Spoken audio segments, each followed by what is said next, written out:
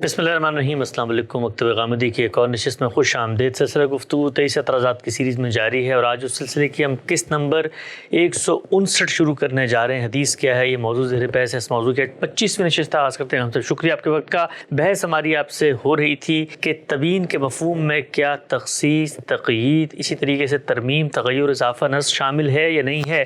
ایک فاضل ناقد نے خود قرآن مجید کی بعض آیات پر یہ دعویٰ کیا ہے کہ تبیین کے مفہوم میں یہ سب چیزیں شامل ہوتی ہیں، چنانچہ رسالت مآب صلی اللہ علیہ وسلم نے دین کی جو شرح و وضاحت، تفہیم و تبیین فرمائی ہے ان میں بھی یہ سب چیزیں شامل ہونی چاہیے۔ ہم سب دو قرآن مجید کے مقامات زیر بحث ہے، بڑی تفصیل سے آپ نے اس پر اپنا نقطہ نظر واضح کیا کہ وہاں پر کیا تبیین کے اندر یہ چیزیں شامل ہیں، اور قرآن مجید کی دو مختلف مقامات پہ کہیں پہ تخصیص ہو رہی ہے، تقیید ہو رہی ہے یا نہیں ہو رہی۔ آگے بڑھاتے ہیں سلسلہ گفتگو کو۔ ایک اور آیت میرے سامنے ہے اور وہ آیت ہے سورہ نساء کی آیت نمبر 22۔ اس آیت میں بیان ہوا ہے حرمت علیکم امہاتکم و بناتکم، اور بہت ساری خواتین کا ذکر ہے جن کے ساتھ نکاح کو حرام اور ممنوع قرار دیا، اور اس کے بعد آیا ہے کہ اس کے علاوہ جو کچھ ہے وہ سب جائز ہے۔ وَأُحِلَّ لَكُم مَا وَرَاءَ ذَلِكَ، ماں کا ایک لفظ یہاں پر آیا ہے اور کہا یہ گیا ہے کہ یہ عموم پر دلالت کرتا ہے، لیکن پھر سورہ بقرہ کی آیت 221 کے اندر یہ بتا دیا گیا ہے کہ لا تنکحوا المشرکات حتی یؤمنن، مشرکات سے نکاح نہیں ہو سکتا جب تک کہ وہ ایمان نہ لے آئیں۔ اور خود اللہ تعالیٰ نے جب سورہ بقرہ میں یہ بات بیان کی تو وہاں پر اپنی اس بات کو تبیین ہی قرار دیا۔ سوال آپ کی خدمت میں یہ ہے، جب اللہ تعالیٰ نے یہ کہہ دیا رشتوں کے بارے میں کہ صرف یہ حلال ہیں، ان کے علاوہ کسی سے نکاح نہیں ہو سکتا، یا یہ صرف یہ رشتے ہیں جن سے نکاح ہو سکتا ہے، ان کے علاوہ کسی سے نہیں ہو سکتا، تو پھر دوسری جگہ پہ تخصیص کیسے کر دی؟ علم و استدلال کی دنیا میں سب سے زیادہ احتیاط کی تلقین جلیل القدر اساتذہ اسی باب پہ کرتے ہیں، یعنی یہ باب کہ ہم کسی لفظ کے معنی ثابت کرنا چاہ رہے ہیں۔ اہل لغت نے کسی لفظ کے معنی بیان کر دیے، لفظ منتقل ہوا اور اجماع اور تواتر سے اس کا مفہوم بھی منتقل ہو گیا۔ ہم لفظ کے حدود طے کرنے کے لیے کلام عرب کی مراجعت کر رہے ہیں۔ دنیا کی کسی زبان میں بھی جب کلام سے معنی کا اس بات کیا جاتا ہے یا معنی کے حدود متعین کیے جاتے ہیں یا اس کا کوئی خاص پہلو نمایاں کیا جاتا ہے، تو جس طرح کہ میں نے عرض کیا آخری درجے کی احتیاط کی ضرورت ہوتی ہے۔ ایک ایک چیز کو آپ پہلے متعین کیجئے اور اس کے بارے میں یہ تربیت دی جاتی ہے کہ کسی ایسی جگہ سے استدلال نہیں کرنا چاہیے جہاں دوسرے معنی کا احتمال بھی پایا جاتا ہو۔ اچھا، یہاں یہ کیسی دلچسپ صورتحال ہے کہ اللہ کی کتاب قرآن مجید میں ایک لفظ استعمال ہوا ہے، اس لفظ کے جو معنی اہل لغت نے بیان کر دیے اس کو ایک طرف رکھ کر ہم اس کے دائرہ اطلاق میں کچھ چیزوں کو شامل کرنا چاہتے ہیں۔ بحث یہ ہے کہ یہ لفظ کے مدعا کے لحاظ سے اس کے دائرہ اطلاق میں شامل نہیں ہو سکتی، اس کے لیے استدلال کیا جا رہا ہے، اور قرآن مجید کی جو آیات پیش کی جا رہی ہیں ان میں جو کچھ ہم زیر بحث لا چکے، ذرا ایک نظر اس پر ڈال کر دیکھیے۔ پہلی آیت میں اللہ تعالیٰ نے اپنے جواب کے لیے وہ لفظ استعمال ہی نہیں کیا تھا، ٹھیک، سورہ بقرہ بنی اسرائیل نے اپنے سوالات کے لیے استعمال کیا تھا، جس میں 10 پہلو ہو سکتے ہیں، اور میں نے ایک مثال دے کے واضح کیا تھا کہ بعض اوقات متکلم لفظ کو کیسے استعمال کر لیتا ہے، لیکن پھر بھی فاضل ناقد نے اس سے استدلال کیا۔ دوسری آیت پر میں گفتگو کر کے بتا چکا ہوں کہ وہاں یہ زحمت ہی نہیں کی گئی کہ وہ آیت ہے کون سی جس کی تبیین کی جا رہی ہے۔ یہاں اس سے بھی آگے کی صورتحال ہے۔ سورہ نساء کی جو آیت آپ نے پڑھی ہے اور پھر اس کے بعد یہ فرمایا ہے کہ سورہ بقرہ کی آیت اس کی تبیین ہے، یہ کیسے معلوم ہوا؟ قرآن مجید نے تو ایسی کوئی بات نہیں کہی۔ پہلے تو آپ کو اپنے مدعا کے لیے یہ ثابت کرنا ہوگا کہ قرآن نے اس کو تبیین کہا ہے۔ تبیین کا لفظ قرآن مجید میں جب وضاحت کے معنی میں استعمال ہوتا ہے تو اسی کی مثالیں دی جا رہی ہیں، اسی کا اس بات کیا جا رہا ہے۔ تبیین کے دوسرے مفہوم پر تو ہم اس وقت کوئی گفتگو نہیں کر رہے جی۔ تو یہاں آپ کو پہلے یہ بتانا ہے کہ دیکھیے یہ آیت ہے اور اللہ تعالیٰ نے اس کی وضاحت میں یہ بات کہی ہے اور پھر اس کو خود اس کی وضاحت قرار دیا ہے۔ سورہ بقرہ کی وہ آیت میں آپ کے سامنے رکھتا ہوں، جس جگہ وہ آیت آئی ہے ذرا اس کو بھی سن لیجئے۔ اس میں یہ کیسی دلچسپ صورتحال ہے کہ استاد امام کا بھی حوالہ دے دیا گیا ہے۔ انہوں نے کسی جگہ یہ نہیں کہا کہ یہ سورہ نساء کی آیات کی تبیین ہو رہی ہے۔ اچھا، یہ آیات 215 سے 221 تک ہے۔ ان کا طریقہ یہ ہے کہ وہ جب تفسیر کرتے ہیں تو آگے کا مضمون کا ایک عنوان قائم کرتے ہیں اور پھر بتاتے ہیں کہ جو مضمون آ رہا ہے اس کا پیچھے سے کیا تعلق ہے۔ ٹھیک، اس میں دیکھیے وہ لکھتے ہیں، اوپر کا مضمون واضح ہو چکا ہے کہ حج کے مضمون سے بطور ایک التفات کے پیدا ہو گیا تھا۔ اوپر کیا مضمون ہے؟ وہ جہاد اور انفاق کا مضمون ہے۔ پہلے انہوں نے یہ بتایا ہے کہ یہ مضمون پیدا کیسے ہوا، حج کے ذکر سے یہ پیدا ہو گیا۔ میں نے بھی اس کی وضاحت کی ہے کہ مسلمانوں میں شدید خواہش تھی کہ وہ حج کے لیے جائیں، عمرے کے لیے جائیں، لیکن وہاں قریش کا غلبہ تھا۔ اس بات کا شدید اندیشہ تھا کہ اگر مسلمان جائیں گے تو وہ مزاحمت کریں گے اور حرم میں داخل نہیں ہونے دیں گے۔ جب وہ مزاحمت کریں گے تو جنگ پیش آ سکتی ہے۔ تو یہاں سے جہاد کا مضمون پیدا ہوا، اور جہاد کا مضمون جہاں بھی قرآن مجید میں پیدا ہوتا ہے اس کے ساتھ انفاق گویا لاحق ہے۔ اللہ تعالیٰ نے بار بار توجہ دلائی ہے نا کہ جاہدوا باموالکم وانفسکم، اس میں مال بھی خرچ کرنا پڑتا ہے، جان بھی دینا پڑتی ہے۔ تو حج کے مضمون سے جہاد اور انفاق کا مضمون پیدا ہوا، اور جہاد اور انفاق کے مضمون سے بعض سوالات پیدا ہو گئے۔ اچھا، یہ سیاق و سباق ہے جس میں سورہ بقرہ کی وہ آیت آئی ہے۔ تو میں یہ عرض کر رہا تھا کہ انہوں نے لکھا ہے اوپر کا مضمون واضح ہو چکا ہے کہ حج کے مضمون سے بطور ایک التفات کے پیدا ہو گیا تھا، جس سے اہل نفاق کو ایک مناسب موقع تنبیہ ہو گئی اور اہل ایمان کو ایک برمحل تذکیر وہ درمیان میں آ گئی۔ اصل سلسلہ بیان حج اور جہاد و انفاق سے متعلق تھا، یعنی کوئی عورتوں سے نکاح کا مضمون پیچھے سرے سے ہے ہی نہیں۔ ٹھیک، اصل سلسلہ بیان حج اور جہاد و انفاق سے متعلق تھا۔ چنانچہ اس ضمنی مضمون کے ختم ہونے کے بعد، یعنی وہ جو تنبیہ پیچھے کی گئی ہے اہل نفاق کو، وہ ایک ضمنی مضمون تھا۔ وہ لکھتے ہیں چنانچہ اس ضمنی مضمون کے ختم ہونے کے بعد وہ سلسلہ کلام پھر لوٹ آیا۔ کون سا سلسلہ کلام؟ جہاد اور انفاق کا، جی، اور مذکورہ چیزوں یعنی جہاد اور انفاق سے متعلق اور مذکورہ چیزوں سے متعلق اس دوران میں لوگوں کے اندر جو سوالات پیدا ہوئے ان کے جوابات دیے گئے۔ یعنی یہ تبیین کس پہلو سے ہے، وضاحت کس پہلو سے ہے؟ جہاد و انفاق کے بارے میں پیدا ہونے والے سوالات کے حوالے سے۔ اللہ تعالیٰ نے جہاد اور انفاق کا حکم دیا، اس کے بعد منافقین کو ایک برسر موقع تنبیہ کی، سلسلہ مضمون پھر اصل کی طرف لوٹا اور ان سوالوں کے جواب دینا شروع کر دیے جو جہاد اور انفاق کے بارے میں جو کچھ فرمایا تھا اس کے بارے میں پیدا ہوئے۔ ٹھیک، اس میں مجھے یہ بتائیے کہ کس جگہ یہ ذکر ہوا ہے کہ پیچھے کوئی حرمتیں بیان ہوئی ہیں، پیچھے یہ کہا گیا ہے کہ فلاں فلاں عورتوں سے نکاح نہیں کرنا، اور اس کے بعد یہ تبیین کی آیتیں آ گئی ہیں جن میں اب ایک نئی بات کہہ دی گئی ہے۔ ٹھیک، یہ سرے سے پیچھے مذکور ہی نہیں ہے، اس کا کوئی تعلق نہیں اس کے ساتھ۔ اس کے بعد دیکھیے وہ مزید کیا لکھتے ہیں۔ یہ لکھتے ہیں کہ یہ سوالات، یعنی جو سوالات اب زیر بحث آ رہے ہیں، یہ سوالات جیسا کہ آگے کی تفصیلات سے واضح ہوگا انہی مسائل سے متعلق ہیں جو اوپر زیر بحث آئے ہیں۔ البتہ شراب اور جوئے سے متعلق جو سوال ہے وہ اس موقع پر ان لوگوں کو شاید بے جوڑ معلوم ہو جو عرب کے اس زمانے کے تمدنی و معاشرتی حالات سے واقف نہیں ہیں جس زمانے میں یہ آیتیں اتری ہیں۔ یہ سوال، کون سا سوال؟ یعنی جو جوئے اور شراب کے بارے میں زیر بحث آیا ہے، یہ سوال در حقیقت اس انفاق کے تعلق سے پیدا ہوا ہے جس کا ذکر اوپر ہوا ہے۔ یعنی ایک ایک چیز کی انہوں نے وضاحت کی ہے کہ جو سوالات آگے آ رہے ہیں ان کا جہاد اور انفاق کے مضمون سے تعلق کیا ہے، اس کو بتایا ہے۔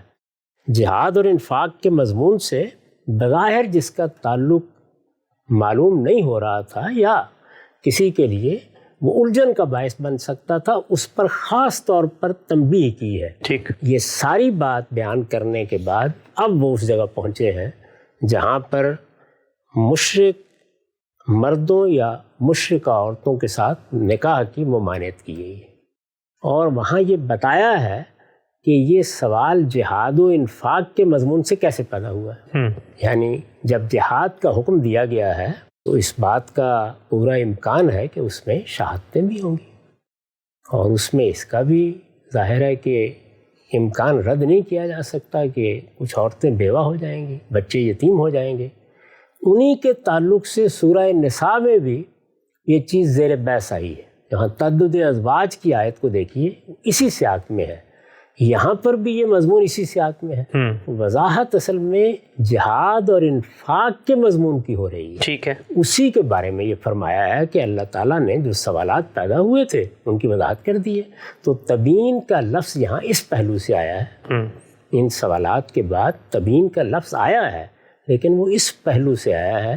میں پھر عرض کر دوں کہ اس کا ادنا تعلق بھی سورہ نساء کی اس آیت سے نہیں ہے یا ان آیات سے نہیں ہے جن میں رشتوں کے محرمات بیان کیے گئے ہیں۔ ٹھیک، محض یہ دیکھ کر کہ یہاں بھی ایک نکاح کی ممانعت ہوئی ہے، تبیین کا تعلق فاضل ناقد نے پیدا کر لیا ہے ان دونوں آیتوں میں، یعنی اس آیت میں اور سورہ نساء میں جو محرمات کی آیت یا آیات ہے، سرے سے نہ کوئی تبیین کا تعلق ہے نہ کوئی نسخ کا تعلق ہے، وہ ایک الگ بحث ہے۔ وہ جب موقع ہوگا تو ہم کریں گے اور بتائیں گے کہ ان دونوں کا باہمی تعلق کیا ہے، اور ہمارے جلیل القدر مفسرین نے اس کو موضوع بنایا ہے، یہ گفتگو کی ہے۔ یہ بات کہ یہاں تبیین کا لفظ ان کے لیے استعمال ہو گیا ہے، یہ تو کوئی شخص کہنے کی جسارت کر ہی نہیں سکتا طرح سے۔ تو یہ بالکل بے تعلق آیت ہے جو انہوں نے پیش فرما دی۔ اب ذرا سن لیجئے، یہ بھی استاذ امام نے یہ بتایا ہے کہ یہ سب معاملہ کس وجہ سے زیر بحث آیا، یعنی وہی جہاد و انفاق کے مضمون میں جو باتیں کہی گئی تھیں اسی کے ذیل میں یہ بات پیدا ہوئی کہ اگر عورتیں بیوہ ہو جائیں تو بتا دیا گیا کہ ان سے نکاح کر کے ان کو تم اپنے ساتھ شامل کر لو۔ یتامہ کی بہبود کا بھی بعض اوقات یہ تقاضا ہوتا ہے کہ ان کو خاندان کا حصہ بنا لیا جائے، لیکن یہاں پر بھی اس بات کا خیال رکھنا کہ کسی مشرکہ یا مشرک کے ساتھ نکاح کا تعلق نہیں ہونا چاہیے۔ یہ ہے اصل میں مضمون۔ یہ دیکھیے وہ لکھتے ہیں، یہ آیت بھی چونکہ اوپر کے مباحث کی وضاحت کے طور پر نازل ہوئی ہے، اس وجہ سے آخر میں فرما دیا کہ یبین اللہ آیاتہ للناس لعلہم یتذکرون۔ ٹھیک، اللہ اپنی آیتوں کی وضاحت کر رہا ہے تاکہ لوگ یاد دہانی حاصل کریں۔ یہ میں تدبر قرآن کی پہلی جلد سے پڑھ رہا ہوں، ٹھیک، دیکھ لیجیے۔ ادنا درجے میں بھی کوئی اشارہ نہیں ہے کہ یہ سوالات سورہ نساء کی اس آیت سے یا ان آیات سے متعلق ہے جن میں محرمات زیر بحث ہے۔ وہ کہہ رہے ہیں اوپر کے مباحث کی وضاحت کے طور پر نازل ہوئی۔ اوپر کے مباحث کیا؟ یعنی وہی جہاد اور انفاق۔ اوپر کی دو آیتوں میں یتامہ سے متعلق جو باتیں کہی گئی ہیں، یعنی یہاں بھی کون زیر بحث ہے؟ اصل میں یتامہ، وہ بیوہ عورتیں جن کے بچے یتیم بھی ہو گئے اور وہ خود بھی بیوہ ہو گئیں، وہ زیر بحث ہیں۔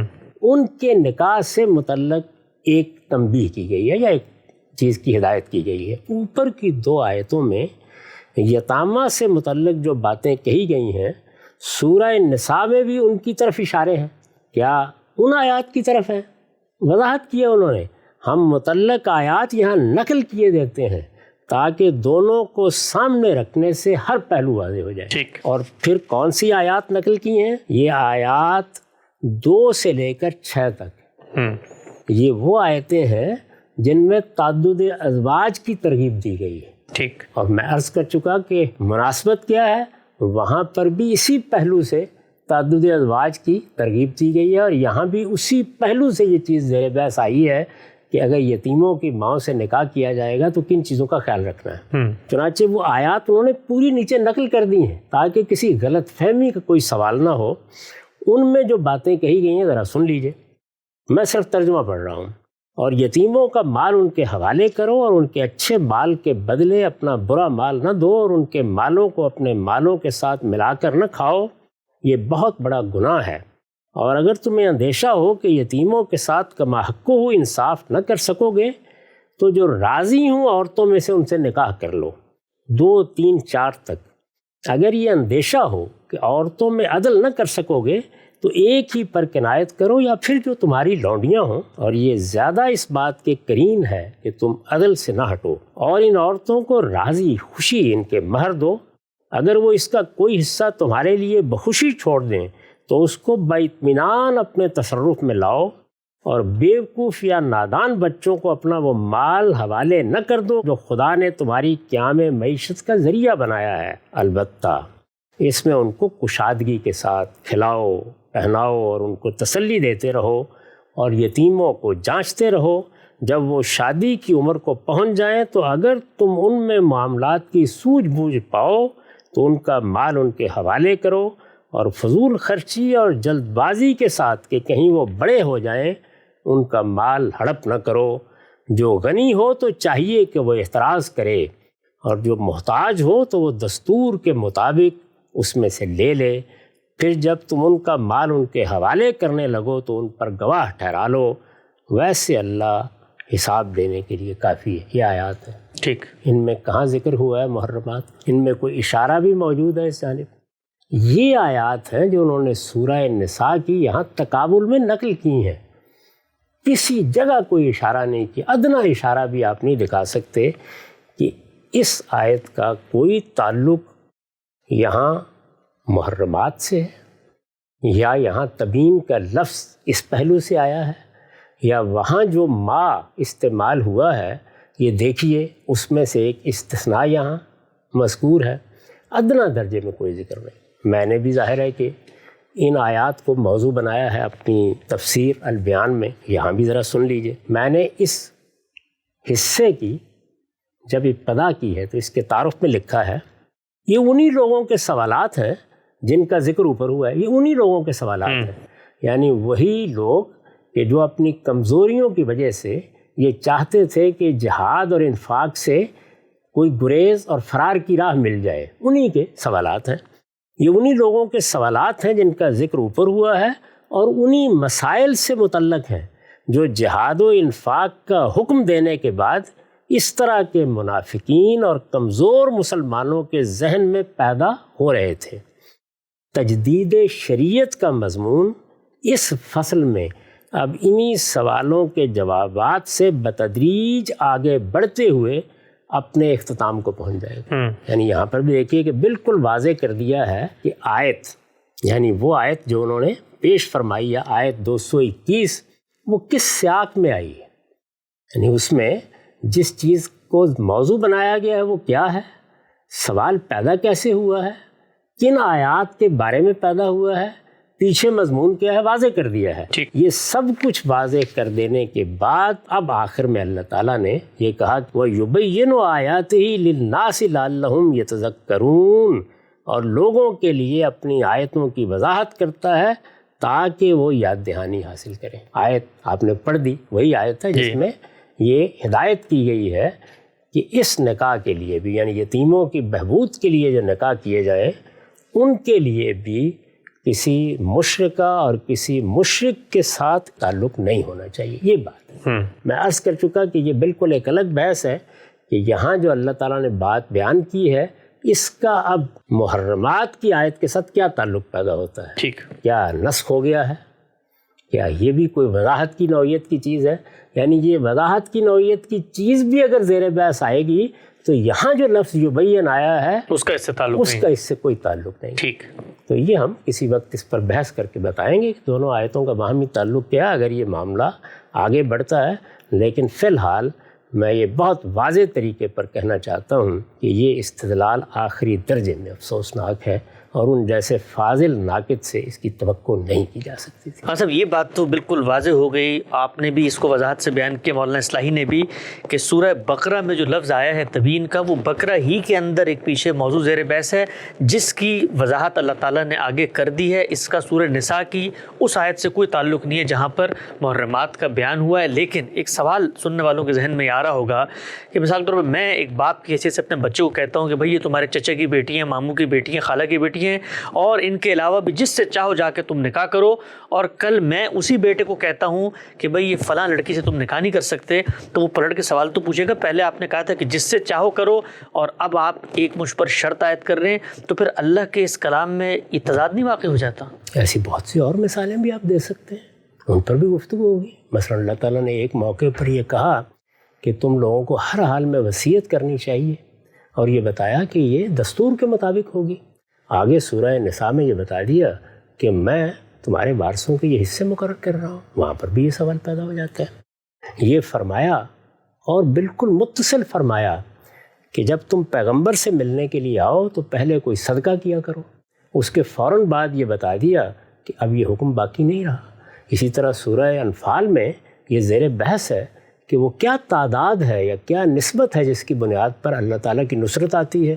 اس کے بعد بتا دیا کہ اس میں یہ تبدیلی کر دی گئی ہے۔ یہ تبدیلی کس وجہ سے ہوتی ہے؟ کوئی استثناء ہو گیا ہے؟ یہاں اللہ تعالیٰ نے اپنے پہلے حکم کو منسوخ کر دیا ہے۔ وہاں جو یہ کہا تھا کہ احل لکم ما وراء ذالکم، اس کا مطلب کیا تھا؟ کیا وہاں پر یہ بات فی الواقع تعمیم کے ساتھ آئی ہے؟ یہ ساری بحث کی جا سکتی ہے، لیکن اس کا تبیین سے کیا تعلق ہے؟ اس وقت ہماری گفتگو کا موضوع یہ ہے کہ لفظ تبیین کے حدود کیا ہیں، وہ کس معنی میں استعمال ہوتا ہے۔ وہ میں نے عرض کر دیا کہ وہ سرے سے ان دونوں آیتوں کے تعلق کے لیے استعمال ہی نہیں ہوا۔ ٹھیک، تو جب استعمال ہی نہیں ہوا تو میں اس بحث کو یہاں کیوں کروں؟ یہ سوال اگر قرآن مجید کے فہم سے متعلق آپ کریں گے یا کسی سیاق میں یہ زیر بحث آئے گا تو میں ضرور اس کا جواب دوں گا، پھر میں بتاؤں گا کہ قرآن مجید کو کیسے سمجھا جاتا ہے، اور قرآن مجید میں یہ جو ما اور من اور اس طرح کے عموم کے الفاظ آتے ہیں یہ کس طرح آتے ہیں، اور زبان کے کون سے اسالیب ہیں جن کو سامنے رکھ کر ان کو الگ الگ کیا جاتا ہے۔ یہ سب بحثیں اپنی جگہ پر کی جا سکتی ہیں۔ اس وقت تو فاضل ناقد یہ کہہ رہے ہیں کہ تبیین کا لفظ ان مقاصد کے لیے استعمال ہو جاتا ہے جن کے لیے ہم نسخ اور ترمیم اور تغیر اور تحدید اور تخصیص کی تعبیریں اختیار کرتے ہیں۔ میں یہ عرض کرتا ہوں ہرگز استعمال نہیں ہوتا، کسی جگہ استعمال نہیں ہوا۔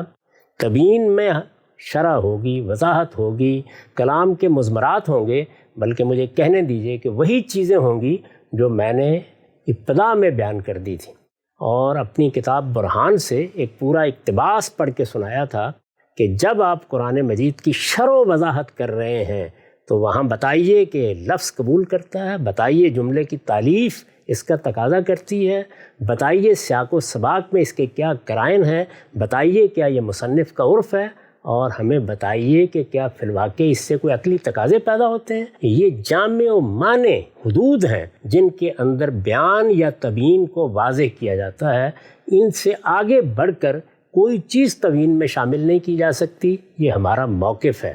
شرح و وضاحت کے لفظ کا اطلاق ہی اس وقت ہوگا جب ان پانچوں چیزوں میں سے کسی چیز کی بنیاد پر آپ استدلال کریں گے۔